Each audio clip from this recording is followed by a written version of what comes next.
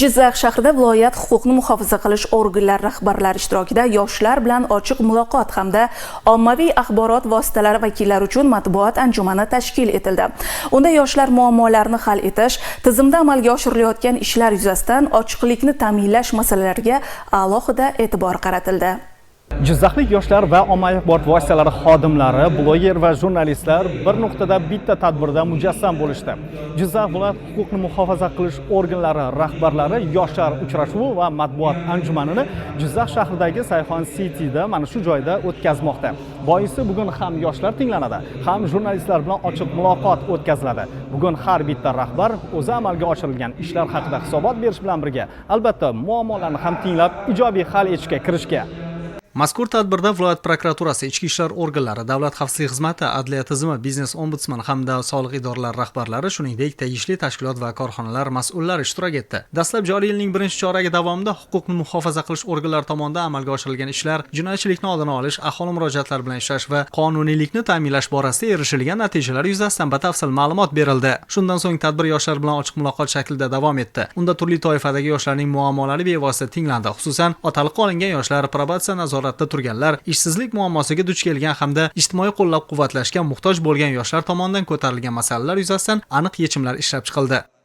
Bu yerda eng ko'p yechilgan muammo bu ishsizlik bo'ldi. Ya'ni yoshlarimiz oliy ma'lumotli bo'lib o'qishlarini bitirib kelgan yoshlarimiz va vatan himoyasi bo'yicha sport bo'yicha bitirib kelgan yoshlarimiz bor ekan. Ular ayni paytda ishsiz bo'lib yurgan ekan va o'sha ishsizlarning o'z ish o'rinlari va qo'riqlash xizmatiga olishlari ko'rib chiqildi. Amaliy natija sifatida 17 nafar ozodlikdan mahrum etilgan yoshlarning jazosi yengillashtirildi. Sog'ligida muammosi mavjud yoshlar tibbiyot xodimlariga biriktirilib, ularning davolanishi nazoratga olindi. Shuningdek, huquqni muhofaza qilish organlarida faoliyat yuritish istagini bildirgan yoshlar o'z mutaxassisligi bo'yicha kadrlar bilan ishlash bo'limlariga yo'naltirildi.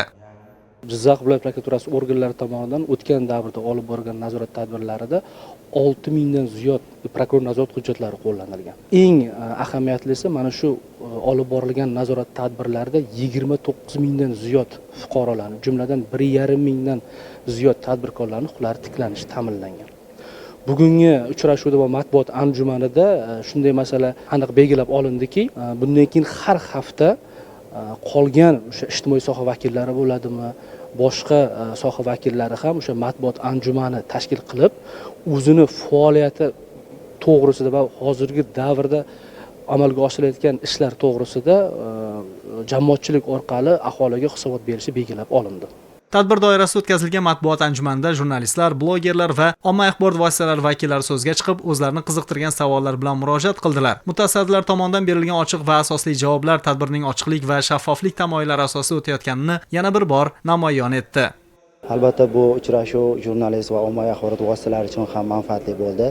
Bu rahbar va yoshlar uchrashuvi qolaversa jurnalistlarni fikrlarini, takliflarini bildirilishi, joyida ko'rib chiqilib, ularga kerakli tavsiyalarni berilishi bu jurnalistlar uchun ham qolaversa aholi uchun ham yoritib berishda o'z o'rniga ega bo'ldi deb o'ylayman. Yoshlar juda ham keng qamrovli tashrif buyurib, ular o'zlarini murojaatlarini birin-ketirlikda yo'llashdi. Xususan jazoni muddatdan avval ozod etish masalasi ko'rib chiqilib, joyida hal etildi.